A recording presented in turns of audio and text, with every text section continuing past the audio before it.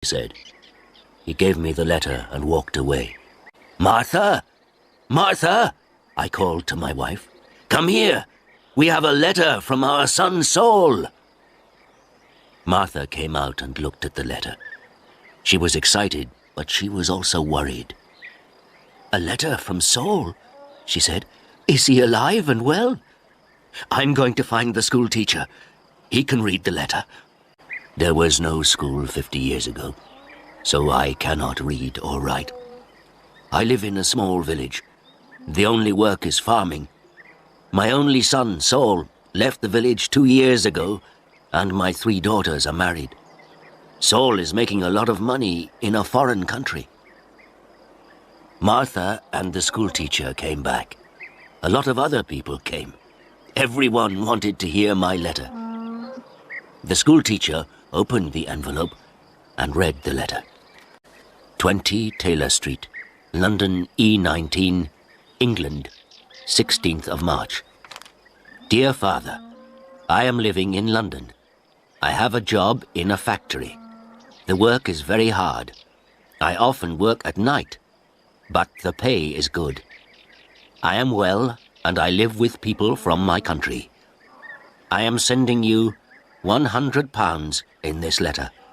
This is for you and my mother. Love to you and mother, Saul. £100, I said to the schoolteacher. "You're wrong. It's a mistake." "No," the schoolteacher said. "I'm not wrong. It's not a mistake. Here is the money." And he gave me a piece of paper. "What is this?" I asked. "A money order," the schoolteacher said. "Go to Darpur. Take this money order to the post office in Darpur. The money order is worth £100. The post office official will give you the money." £100, I said again. Everyone laughed and said, "Adam, you are a rich man. You can buy many things for your farm and for your house. And I can buy some good food and drink in Darpur. I am going to give a party for you all," I told my friends. Martha said, "Saul is a good son." That evening, the village people talked about the money order and my money. Martha and I also talked about the money. We needed many things for the farm. Chapter 2. Adam goes to Darpur. The next morning, I got up very early. It was dark and everyone was asleep, but I was going to Darpur. I washed and dressed carefully. I put on my best clothes and I carried my best stick. I put the money order carefully in my pocket and I said goodbye to Martha. I walked 10 miles to the main road. I sat down at the main road and ate my breakfast. I waited for the bus. I waited for 2 hours. Then the bus came and I got on. It is a long way to Darpur. The bus takes 3 hours. I arrived in Darpur and walked to the post office immediately. I do not often go to Darpur. I only know the market and one shop. This is the shop of Rick. I buy things for my farm from Rick. There were a lot of people in the post office. I asked about money orders. A man showed me the queue. There was a long line of people, and I waited at the back. Finally, it was my turn. I was at the front of the queue. But the official did not serve me. "Excuse me," I said. "It's my turn. I'm next." "You are next. Old man, I'm very busy," the official said. Look at my papers. Look at all these people. I am very busy, and you must wait." So I waited. Finally, the official looked at me. "What do you want?" he asked. I gave him my money order. "This is my money order for £100, I replied. The official held out his hand. "Identity card?" he said. "Excuse me? I don't understand," I replied. "Your identity card," the official said again. "Give me your identity card." "What is an identity card?" I asked. "I can't give you any money for this money order. First, I must see your identity card. Your identity card gives your name and your address. Your identity card describes you. There is a photograph of you in your identity card. I don't know you. Who are you?" The official was a little angry, but I was also angry. "Who am I?" I said. "Everyone knows me. I am Adam of the village of Minter. I haven't got an identity card, and I don't need an identity card." "Old man, I'm very busy and you're very stupid," the official said. "Who are you? Where is Minter?" "Give me my money. Give me my £100, I said. The official looked angry and said, "Show me your identity card. I don't know you." The official gave back my money order, and he turned away. "Where can I buy an identity card?" I asked the official. He did not speak to me. He did not answer. "Go to the Ministry of the Interior," a man said. He was standing in the queue, and he told me the way. Chapter 3. An Identity Card. I walked to the Ministry of the Interior. I waited in another queue. I spoke to another official. I asked for an identity card. "Fill in this application form," the official said, "and bring the form and 3 photographs of yourself and £2. Come back tomorrow." "Tomorrow?" I said. "Can I have an identity card today, please? I live in Minter. I live 5 hours' journey from Dartpoor. I'm an old man." "Yes, come back tomorrow." And the official turned away. I walked away from the Ministry of the Interior. I walked to the market. At the market, I looked at everyone. I was looking for a man from my village, but I could not find a villager. So then I walked to the shop of Rick. I spoke to Rick. "I want an identity card," I told him, "but I need 3 photographs of myself." "I see you need some photographs." And he showed me the way to a photographer. I found the house. The photographer was asleep, but he came to me quickly. The man's clothes were dirty, and he looked tired. "I need an identity card," I said. "I want 3 photographs of myself." "Yes, you want 3 photographs of yourself," the photographer replied, "and I take very good photographs. Come and see my camera." We walked into his room. In the middle of the room was a large camera. "This is the best camera in Dartpoor. This camera is very, very good," the photographer said proudly. "I've never seen a camera," I said. "I don't know about cameras. Hurry up and take a photograph of me." "Please do not hurry me, old man," the photographer said. "I am an artist." And he gave me a mirror and a comb. "I don't want a mirror. I don't want a comb. Please take my photograph. I'm going to Minter this afternoon, and I'm in a hurry," I said. "Yes," he said, "but first the price. This is the best camera in Dartpoor, and I'm the best photographer. 3 photographs will cost you £2.50. £2.50? And I laughed. £2.50, and pay me now, please, the photographer answered. I did not know the price of photographs. What could I do? Then the photographer said, "You're an old man. For you, the price is £2. So I gave him the money, and he took the photographs. "Come back tomorrow morning," he said. "I want my 3 photographs now, immediately," I said. "Don't be stupid," the photographer said. "Photographs take 24 hours. Come back tomorrow." What could I do? So I said, "Yes, tomorrow morning."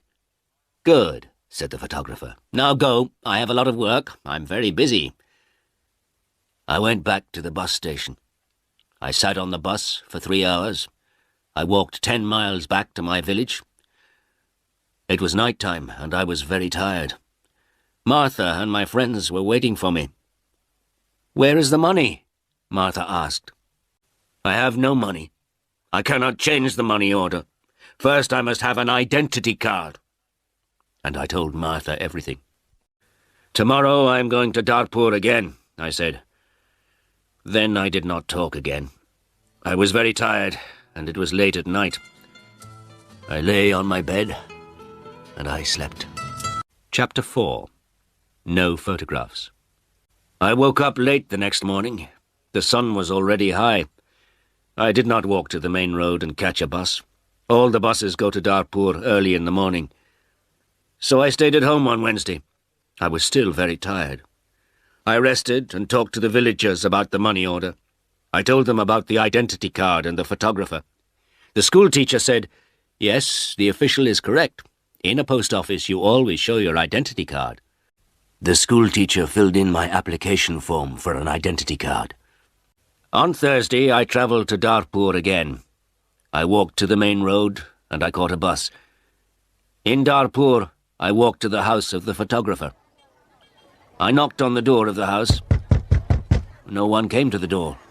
I knocked again loudly with my stick. A woman opened the door. "Who are you? What do you want?" she asked. "Can I have my photographs, please?" I said. "Your photographs? I have no photographs," the woman replied. "I came here on Tuesday.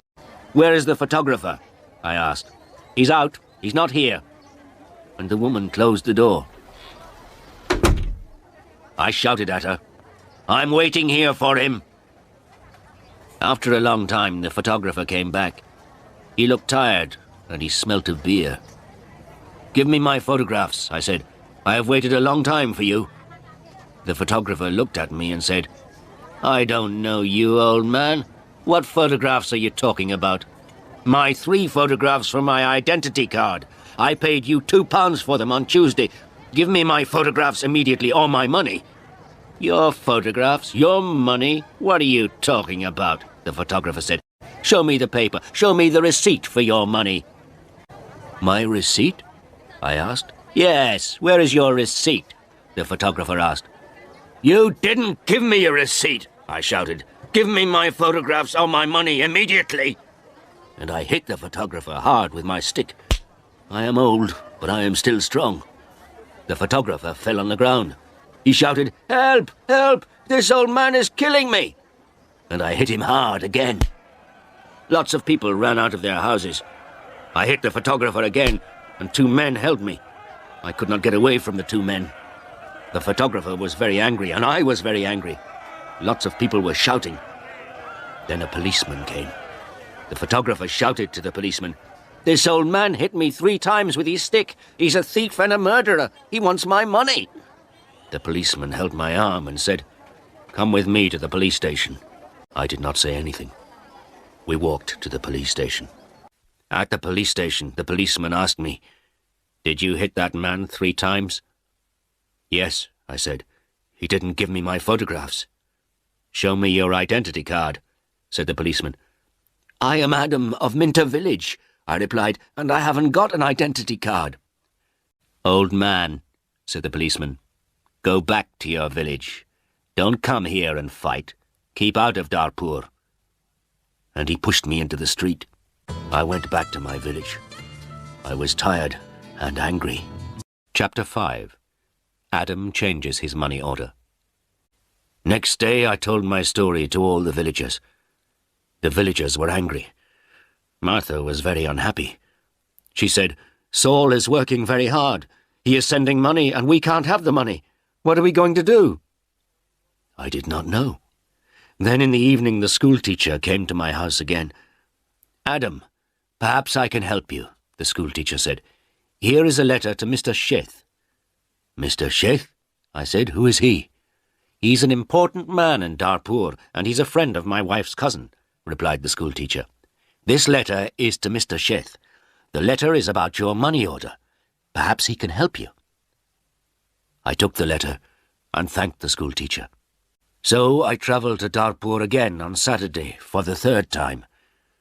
After a long time I found Mr. Sheth's house. The door was opened by a tall man. "Can I see Mr. Sheth?" I asked. "And who are you?" the tall man asked. "I have a letter for Mr. Sheth," I replied. "I see. Can I have the letter, please?" And the tall man held out his hand. "The letter is here," I said, and I took the letter out of my pocket. "But I must see Mr. Sheth." "Many people want to see Mr. Sheth," the tall man told me. "He is a very busy man and a very important man. Mr. Sheth is not here at the moment, but give me your letter and Mr. Sheth will read it later." I gave the tall man the letter. Then I waited. Later, a large black car came, and a man went into the house. A long time later, the tall man opened the door again. "Come in now, please, and follow me," he said. I followed the tall man. We went into a large room with fine carpets and big chairs. Another man was in the room. He was drinking. "This is Mr. Sheth," said the tall man. "I am Adam of Minter Village," I replied. "Yes, I know," said Mr. Sheth. "Thank you for the letter. I hope I can help you. I like to help people. Please, sit down." Mr. Sheth smiled. His clothes were new and smart. "Thank you," I said. "Can I see the money order, please?" Mr. Sheth asked. I took the money order out of my pocket. By now, the money order was dirty and looked very old. I gave it to Mr. Sheth. "This money order is for £100, I said. "My son sent it from a foreign country." He folded the money order and looked at it. "You can't change this money order," he said. "This money order is not worth £100. This money order is worth nothing." "Worth nothing? Worthless?" I asked. Then Mr. Sheth looked at the money order again. "Yes, worthless. Your son does not understand about money orders. This money order is not correct for our country," Mr. Sheth said. Then he looked at the money order again and said, "And this money order is also old. It is out of date." I said nothing. Mr. Sheth gave me the money order back. Then Mr. Sheth smiled and said, "I am very sorry. You are an old man. You came a long way from your village. What can